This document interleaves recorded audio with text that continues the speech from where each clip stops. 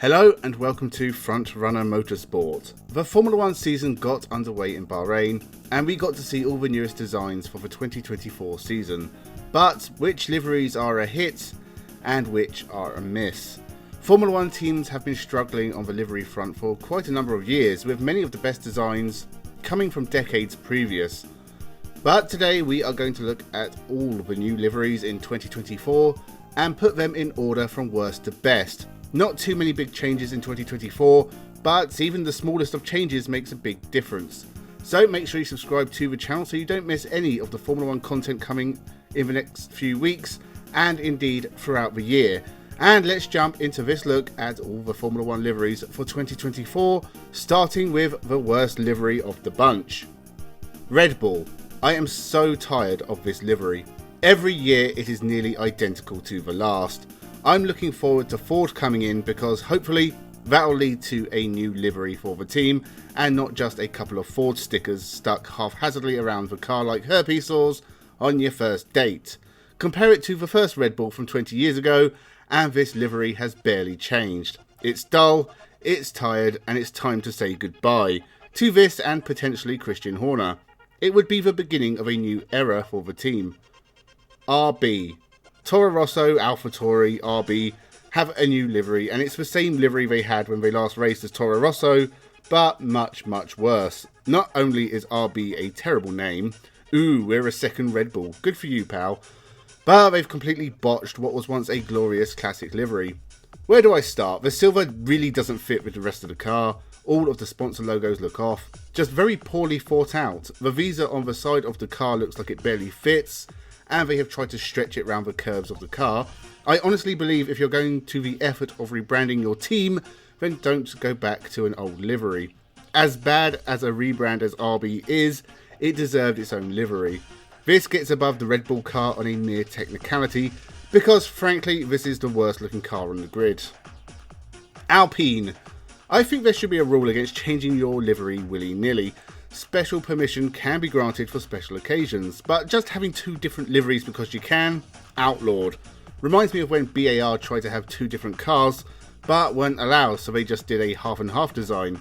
I'm more okay with that than I am with whatever it is Alpine do every year. Both liveries are not particularly nice looking, more black than blue or pink like in previous years, and it's just a messy design all round. Apparently there's a lot of black cars in Formula 1 because a lot of teams are very near the maximum weight limit and can't risk painting the car for fear of being overweight. That's fine, but use what you can do to do something special. Don't just randomly slap blue and pink on at random. The all pink livery is the better one, but it still reminds me too much of the Racing Points, and I just hate the one they'll use for most of the season. Given how badly their cars performed at the first race, the livery design is the least of their troubles, but then Minardi always looked good at the back of the field. Haas. Always the same problem with Haas. They've just never had an identity of their own. It's either really boring, a poor copy of a classic livery, or problematic nation flags. They have sort of improved a little over the last couple of years, but they're only this high on the list because other teams have completely failed to excite my nevers. Still not very exciting to look at, but it is tidy at the very least. The sponsor logos fit nicely and the colours are a fine mix. The pattern is just fine. It's all round okay livery. Still completely forgettable, and hopefully one day Haas will find that livery.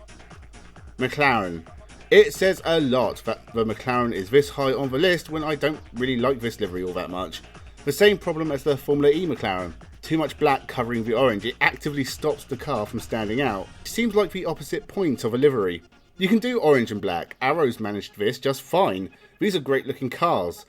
The McLaren is not a great looking car. Too many sponsor logos spread all around the car. The Google Chrome logo is especially distracting and doesn't fit with the overall design. It's not as bad as the actual Chrome livery from Silverstone last year, but this orange car was once the best livery on the grid.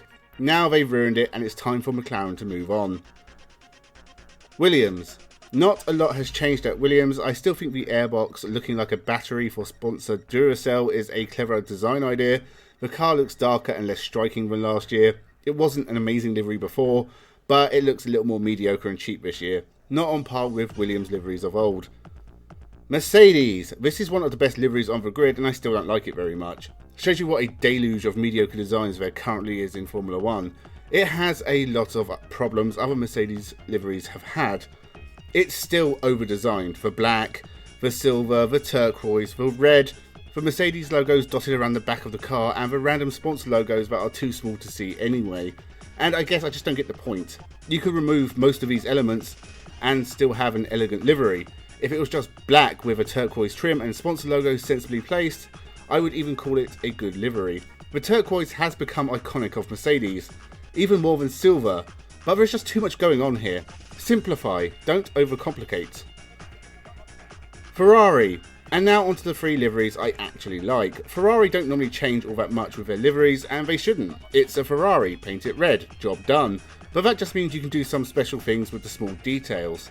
Here it's the yellow trim they've added. It gives the car a retro feel without spoiling the entire design. It fits nicely with the Shell logo, and the majority of the car looks really nice. If I did have a complaint, it's the sponsor logos. Too many of them scattered around the car. It would have been nice if they were yellow as well, but I guess white stands out better on TV. A nice attempt, one of the best looking Ferraris for a long time. Stake.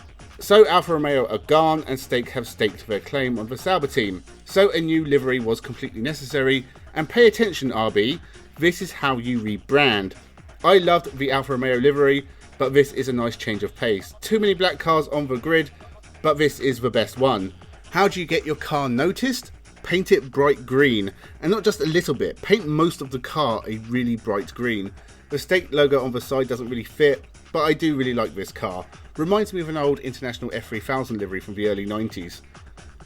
Aston Martin. This Aston Martin livery has been in the top 2 since the team transitioned from Racing Point. This is what I mean when I say Haas need an identity of their own. This livery screams Aston Martin. I like Valvoline as a sponsor, reminds me of my favourite NASCAR driver Mark Martin, but all the sponsor logos look very neatly placed on this car. None are too distracting from the overall design. British Racing Green with that stripe is just perfect and timeless. Not only is this one of the best liveries of 2024, it's one of the most iconic liveries in Formula 1 history. It's a shame Lance Stroll is driving it. So they are all the liveries listed from worst to best in Formula 1 for 2024. From Red Bull's tired old livery to Aston Martin's supreme glory. Let me know your thoughts down below. What's your favourite livery? Do you disagree about any of my choices? Make sure you subscribe to the channel. More videos on IndyCar and Super Formula coming next week, as well as another livery review for the World Endurance Championship. Thank you very much for watching and subscribing, and most importantly of all, have a good one.